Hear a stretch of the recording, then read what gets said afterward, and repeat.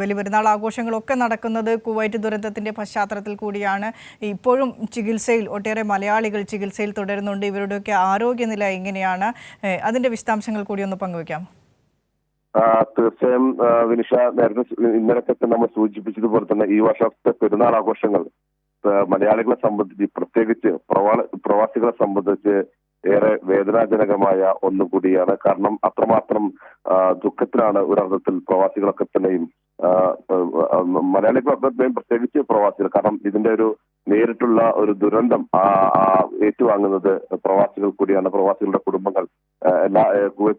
ഈ ദുരന്തം കുവൈത്തിൽ മാത്രം ഒതുങ്ങി നിന്നാണെങ്കിൽ പോലും, അല്ലെങ്കിൽ കുവൈത്തിലെ പ്രവാസി മലയാളികളാണ് നേരിട്ട് അനുഭവിച്ചതെങ്കിലും അതിന്റെ ആഘാതം പ്രവാസ ലോകത്തെ ഓരോ മലയാളിയും നേരിട്ട് അല്ലെങ്കിൽ പരോക്ഷമായി തന്നെ അവരുടെ നെഞ്ചിലെ ഒരു വിങ്ങലായി കൊണ്ടു നടക്കുന്നു. ഇപ്പോഴും ആ ഒരു പ്രയാസമുണ്ട്. ഇന്നലെയും ഇന്നുമൊക്കെ തന്നെയും പ്രവാസികളെ കാണുമ്പോൾ അവരൊക്കെ തന്നെയും പങ്കുവെക്കുന്നത് ഈ ഒരു പ്രയാസമാണ്. പള്ളികളിൽ ഈ ഈദ്ഗാഹുകളിൽ തന്നെയും ഇവർക്ക് വേണ്ടി പ്രത്യേക പ്രാർത്ഥനകൾ ഉണ്ടായിരുന്നു.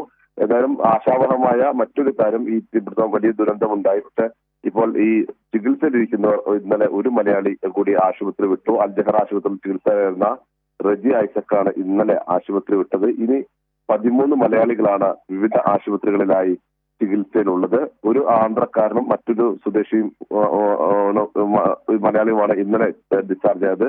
ഇനി ആശുപത്രിയിൽ കുറഞ്ഞ ആളുകൾ മാത്രമേ ചികിത്സയിലുള്ളൂ. ഈ 13 ഇന്ത്യക്കാർ മാത്രമാണ് ഇപ്പോൾ ഏറ്റവും പുതിയ കണക്കനുസരിച്ച്, അല്പസമയം മുമ്പ് ലഭിച്ച കണക്കനുസരിച്ച് 13 ഇന്ത്യക്കാർ മാത്രമാണ് ഇനി ചികിത്സയിലുള്ളത്. ഇതിൽ ആരുടെയും നില ഗുരുതരമല്ല എന്നതുകൂടി ആശാവഹമായ ഒരു കാര്യമാണ്. ശരി, ജമാലിനും പെരുന്നാൾ ആശംസകൾ നേരുകയാണ്.